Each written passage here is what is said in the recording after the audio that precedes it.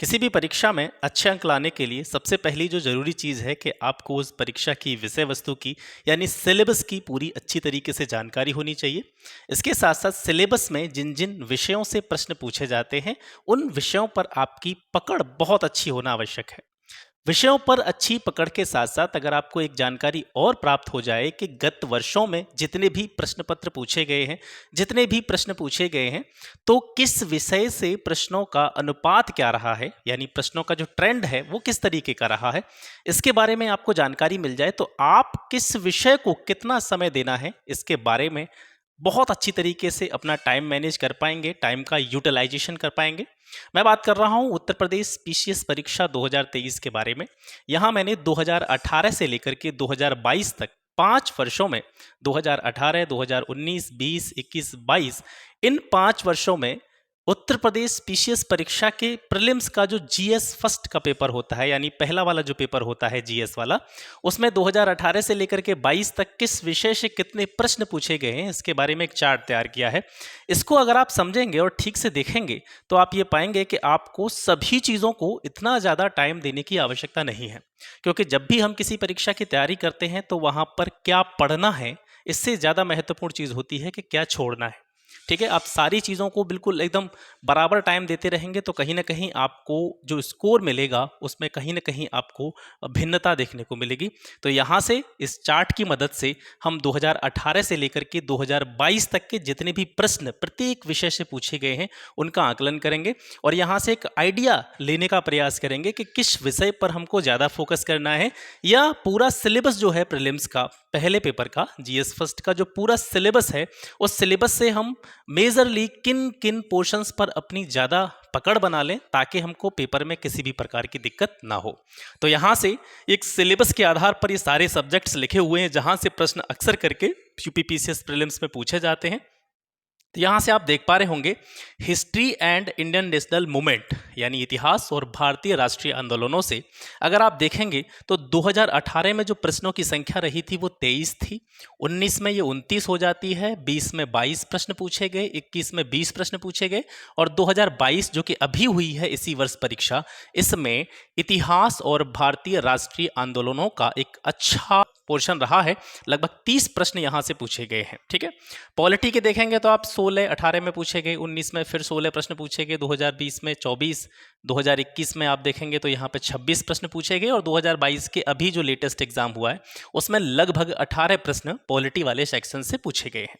Geography में आप देखेंगे तो वही 24, 22, 19, 18, 18। ठीक है, तो यहाँ से मैं लास्ट में आपको एक एवरेज निकाल करके बताऊंगा कि आप 2, 3 या 4 विषय ऐसी हैं जिनको आप ज़्यादा फोकस करेंगे या उन पर ऐसा कह सकते हैं कि ज़्यादा समय देंगे तो कहीं ना कहीं आप पेपर का 70 से 80% आराम से कवर कर सकते हैं। ठीक है, जैसे एक सेक्शन आता है आपका जनसंख्या और नगरीकरण, पॉपुलेशन एंड अर्बनाइजेशन। यहाँ से देखा तो 2018 में प्रश्नों की संख्या 6 थी, 19 में 3 प्रश्न थे, 20 में फिर एक भी प्रश्न नहीं आया पॉपुलेशन और अर्बनाइजेशन से, 2021 में 2 प्रश्न देखने को मिले, 2022 में भी जनसंख्या और नगरीकरण के 2 प्रश्न यहाँ पर आए हैं। अब मैं सबको यहाँ पर डिस्कस करने की ज़रूरत नहीं है, मेजर पोर्शन देखिए। जैसे हिस्ट्री में देखेंगे आप तो 23, 29, 22, 20, 30, तो लगभग एक एवरेज आप मान करके चलें, यहाँ पे लिखें एक एवरेज निकालें तो लगभग औसत रूप में यहाँ से जो प्रश्न पूछे जाते हैं लगभग 25 प्रश्न आपको अकेले इतिहास और भारतीय राष्ट्रीय आंदोलनों के भाग से पूछे जाते हैं।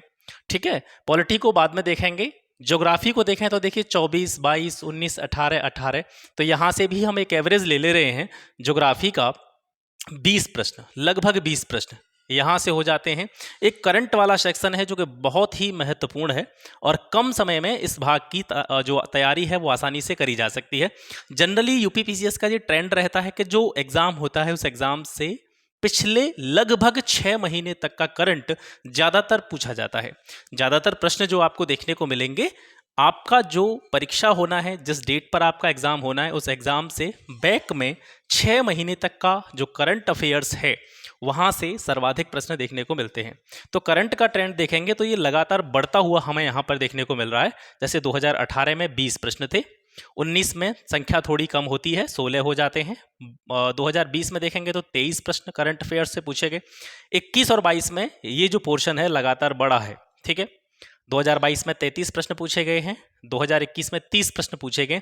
तो यहाँ से भी अगर मैं एक एवरेज ले लूँ, ठीक है, तो यहाँ से मैं मान सकता हूँ कि 28 प्रश्न लगभग आपको 25 से 28 के बीच में एक एवरेज मान करके चलें तो करंट अफेयर से आपको मिल सकते हैं। स्पोर्ट्स वगैरह ये जनरली उसी में आ जाता है, आपका करंट अफेयर्स में आ जाएगा। यूपी स्पेशल का पोर्शन बहुत कम रहा है।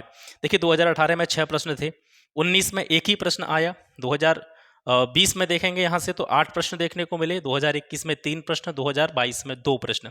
हालांकि अभी बात चल रही है कि यूपीपीसीएस में से ऑप्शनल को हटाया जा सकता है।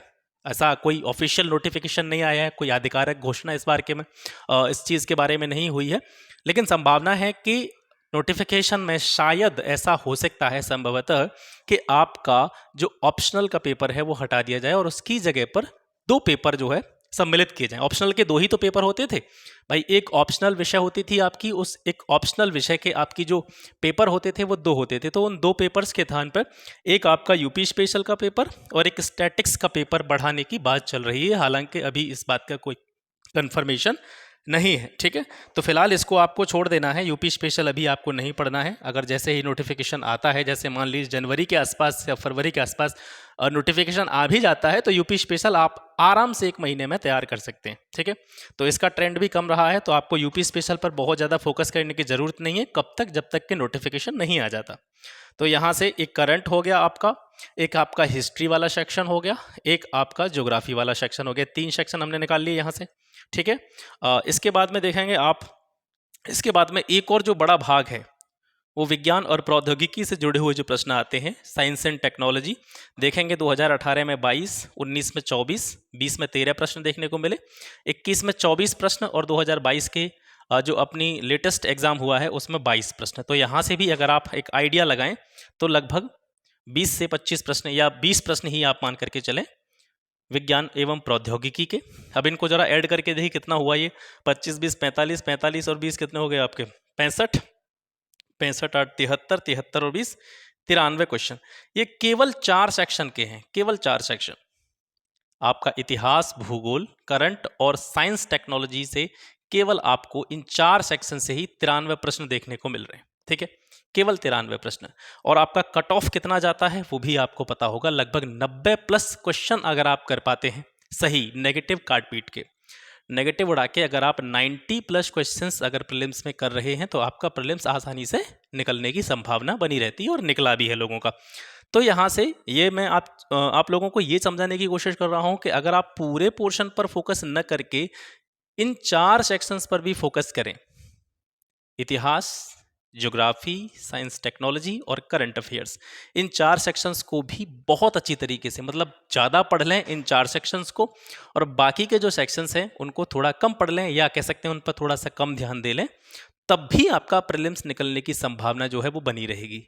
फिर इसके बाद में एक पॉलिटी को और अगर हम बढ़ा लेते हैं, पॉलिटी को और हम बढ़ा लेते हैं तो यहाँ से स्टैंड देखिए 16, 16, 24, 26, 18, तो लगभग 20 प्रश्न यहाँ से और जोड़ लीजिए, इसमें 20 प्रश्न और जोड़ लेंगे इसमें, तो संख्या हो जाएगी आपकी 113, ठीक है। अब इसमें से हमको छोड़ना क्या है, अगर हमने देखिए पॉपुलेशन और अर्बनाइजेशन छोड़ दिया, यहाँ से हमने इन्वायरमेंट इकोलॉजी छोड़ दिया, इकोनॉमिक्स हमने छोड़ दिया, स्कीम्स हमने छोड़ दी। स्कीम्स से 2018-19 में प्रश्न नहीं पूछे गए थे, लेकिन 20, 21, 22 में लगभग 5 से 6 प्रश्न भारत सरकार या राज्य सरकार की जो योजनाएं होती हैं उनसे पूछे जा रहे हैं, 5 से 6 प्रश्न।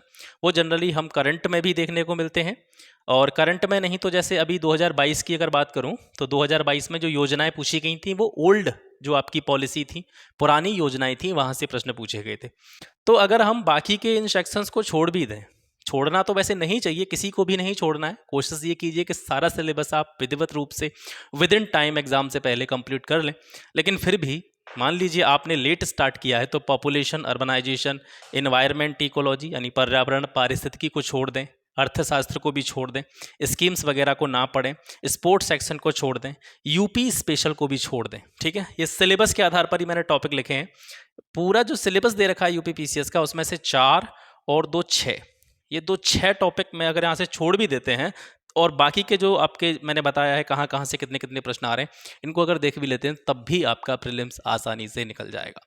मेरा यहाँ बताने का यह उद्देश्य ये नहीं है कि आप कोई भी चीज़ ना पढ़ें, आप इकोनॉमिक्स ना पढ़ें, आप इन्वायरमेंट इकोलॉजी ना पढ़ें, या आप स्कीम्स को नहीं पढ़ें, आप जो है स्पोर्ट्स ना पढ़ें, आप यूपी स्पेशल ना पढ़ें। ये कहना मेरा उद्देश्य नहीं है। बात को समझने की कोशिश कीजिए। मैं ये कह रहा हूँ, अगर आपने लेट प्रिपरेशन अपनी स्टार्ट करी है, आपकी सभी चीज़ें कंप्लीट नहीं हैं, तो आज से भी अगर आप तैयारी करेंगे, जून में भी काफ़ी लंबा टाइम है, आज से भी तैयारी करें।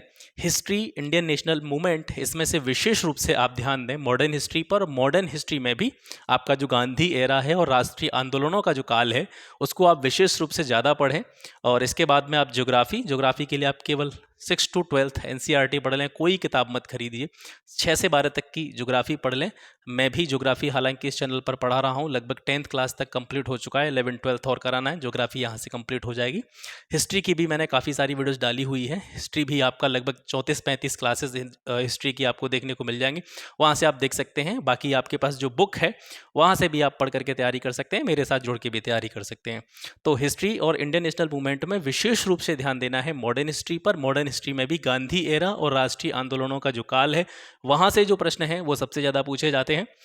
ज्योग्राफी में मैंने बता दिया आपको एनसीईआरटी, इन सेक्शंस को फिलहाल छोड़ भी दें, स्किप भी कर दें।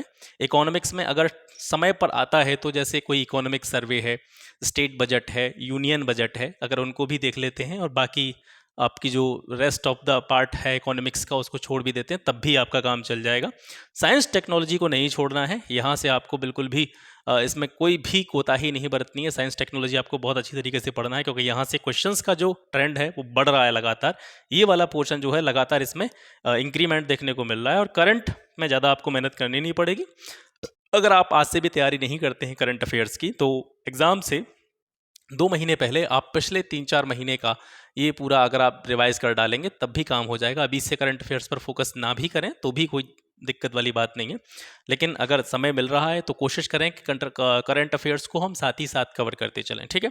तो मेरा यहाँ बताने का मेन मोटिव ये था कि अगर आपने लेट तैयारी स्टार्ट करी है तो आप हिस्ट्री, ज्योग्राफी, इसके अलावा आप साइंस टेक्नोलॉजी, करंट और आपका पॉलिटी वाला सेक्शन, इन सेक्शंस को कंप्लीट कर लीजिए। एक एक दो दो किताबें हैं, इनकी ज़्यादा बुक्स आपको पढ़नी नहीं है। इतना भी कर लेंगे तो आपका प्रीलिम्स आसानी से निकल जाएगा, और फिर जैसे जैसे आपको एक्सपीरियंस होगा तो आगे सारी चीज़ें और अच्छी तरीके से होती रहेंगी, ठीक है।